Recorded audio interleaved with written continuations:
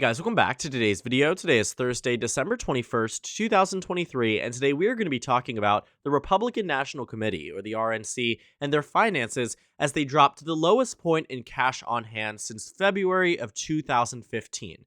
This coming as the 2024 presidential election is just around the corner. We are less than a year away from the upcoming presidential election, what is largely expected to be a rematch between former President Donald Trump and the incumbent President Joe Biden. The RNC's inability to fundraise has made major headlines as we go into a presidential election year, which is expected to be the costliest election cycle, with a projection from Forbes saying that more than $10 billion could be spent on 2024 election ads, and as I just said, making it the costliest election cycle ever. And the Republican Party has been facing a number of monetary issues across the United States, not just on the RNC level. Back during the 2022 midterms, we talked about how for a period of time, the Michigan and Minnesota and Colorado GOPs failed to rake in any significant amounts of money. And even just this year, even when there weren't any midterm or mainstream elections for states like Michigan, Minnesota, and Colorado, there were circumstances at which millions of dollars was spent and nobody can figure out where. Not only are those issues arising across these battleground states, but generally speaking, these GOP chairmen or women are unable to fundraise in ways they were before, largely due to concerns that are prevalent not only on the statewide level, but also on the national level. And it makes a lot of sense.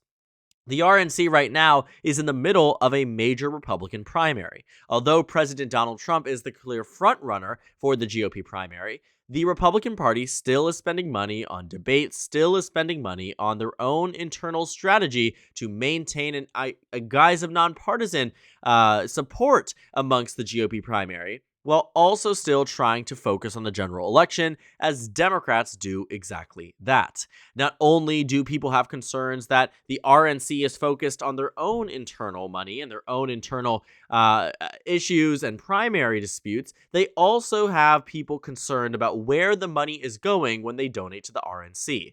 Following the 2020 presidential election, when many mainstream state parties decided to go very national in their fundraising efforts for recount efforts, for election integrity efforts. You saw this with the Arizona GOP fielding in tens of millions of dollars alongside President Donald Trump, where 90% of this money was going straight to legal fees to allow Donald Trump to contest the results of the last presidential election. All of it to amount to absolutely nothing, has built a general sense of distrust amongst the Republican Party, and these numbers aren't really that shocking. But what is shocking about it is the fact that the RNC is at the lowest point since 2015. That is significant because even in 2022, Republicans had a considerable amount of money. For instance, in 2016, going into the end of the election year, Republicans even had $21 million. That was after an election cycle that was very, very contentious. In 2017, they had $39 million going into the 2018 midterm elections. In 2019, they had $63 million going into the 2020 presidential election. And for the 2022 midterms, as money increases for statewide ads, for national ads, for the cost of involving themselves in campaigns, the Republicans had $65 million going into 2022. But it seems we've reached a convergence point where the RNC no longer has a significant amount of money in terms of cash on hand. Their response to this has been that they are investing in early states, House, Senate, and the presidential elections. But in the reality of it all is that the RNC is simply not fundraising to the level that it used to, whereas Democrats are hitting their highest points and their highest metrics ever. In the end of year reports, around 11 months, obviously now being the end of November being calculated and tabulated and now published, the Democratic National Committee says they've had their most money on hand here between the two, with $20 million and the most money they've ever had going into an election year. Traditionally speaking, the DNC is not this major fundraising wing of the Democratic Party in the extent that the RNC used to be. But now it seems as if these situations have flipped. Because Democrats have a considerable amount of money and Republicans simply do not, the answer here is that Democrats have been outpacing Republicans for the past year. And that's something the RNC absolutely needs to tackle. Like I said, they are saying that the DNC is wasting money. That's how they respond to this difference in funds. They also say that the RNC is, like I said, investing early to staff up in House, Senate, and presidential battlegrounds, file over, and this is the interesting part, 70 election integrity lawsuits in 20 states, and open minority community centers across the country. Well, the part that I think people take problem with are these election integrity lawsuits. Now, this isn't directly saying they're back to relitigate the 2020 election, even though many members of the RNC actively tried to do such a thing. But it is more so to say that they are trying to prevent 2020 from happening again in their eyes by implementing election integrity. I'm using air quotes here. You can't see me, but I want you to know that I'm doing it because this is ultimately going to amount to practically nothing. The only thing they're looking to do is to push for more restrictive voting practices to, in the idea of election integrity, make it more difficult to vote as the average person. That's what we've seen happen and pop up all across the country in many battleground states. But filing over 70 election integrity lawsuits across 20 different states is not the messaging or the answer that voters want to hear after 3 years of their funds translating into lackluster results in the general election. I think what we have seen too is that because statewide parties partook in very similar things, in 2020 especially, like the Michigan GOP, which to this day refuses to accept the election results of the 2020 presidential election, people stopped giving them money. And when they ran out of money, there was no one there to bail them out. We've seen it happen not only in Michigan, but like I mentioned, in Minnesota and Colorado. And now that it is happening on the national level, that the mainstream GOP simply cannot win over donors the way they used to, that is a huge red flag, because the 2024 election, which is expected to be the costliest election cycle, makes it difficult to combat a 2020 style election where election ads will be everything. And if you don't think ads can change the outcome of an election, they absolutely can. President Biden in the 2020 race outspent Donald Trump $153 million to $57 million in a singular month. That's the amount of money that's being thrown into these ads.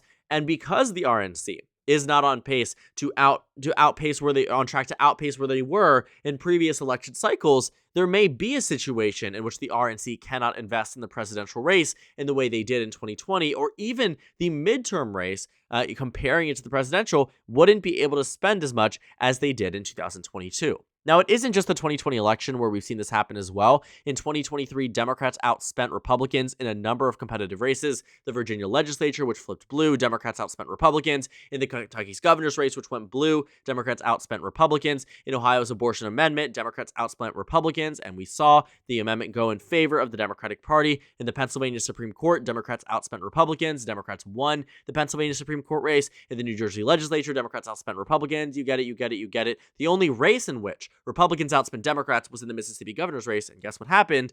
Republicans ended up winning. So money does speak. We often see that in 90% of congressional races, historically speaking at least, over the past 10 years, on average 90% of races, you find that the candidate who spends the most money ends up winning the race. And that isn't to say it will be as clear-cut like that on the national level. Based on the amount that Biden outspent Donald Trump, the margin should have been a lot larger than 4.5% nationwide and 44,000 votes across the 3 battleground states, Wisconsin, Arizona, and Georgia. But besides that too, you can see that because every single vote matters, every dollar does too. And the Biden campaign is sitting on a war chest of nearly $100 million going into the presidential election year. Joe Biden is going to have money, and the RNC isn't. And Donald Trump is spending a lot of this money on political ads. The Biden campaign strategy, although not perfect and not able to entirely capture what's happening on the GOP side, has been banking very heavily that Republicans are wasting their money on each other. Rather than focusing on the general election, they are spending their money on the primary. And in many ways, he's right. The GOP primary is wiping out the RNC's money, giving them serious money problems ahead of the 2024 election. It also doesn't help that there is a general distrust in both parties that refuse people or reduce the amount that people are willing to give to a mainstream political party. If they don't trust the RNC with their dollars, they may not end up donating it whatsoever. And in some cases, they don't trust the candidates themselves too. I'm sure there will be problems with the Donald Trump campaign in terms of fundraising for people who may have felt burned that they donated money to Donald Trump and it was used for legal fees, for his own legal fees, for his lawyer's legal fees, for whatever it might be, because of the 2020 election integrity cases that he got himself caught up into.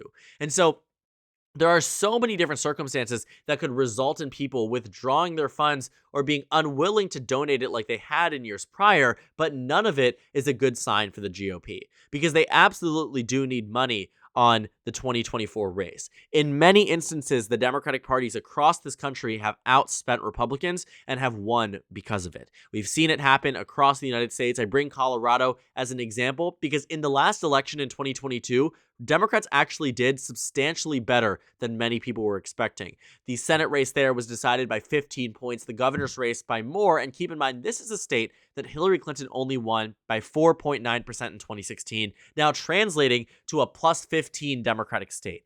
That's how much, number one, the Democrats have in terms of support there, and why Republicans, number two, needed a lot of money to counteract that, and Democrats simply out-fundraised and outspent them across the election year, and the results showed a decisive, demanding victory for Democrats over Republicans. So as we look ahead to 2024, the RNC is absolutely going to need to change its fundraising strategy. There are reasons why money absolutely matters, and an election cycle that is expected to top $10 billion, you cannot be coming into it with $9 million on hand.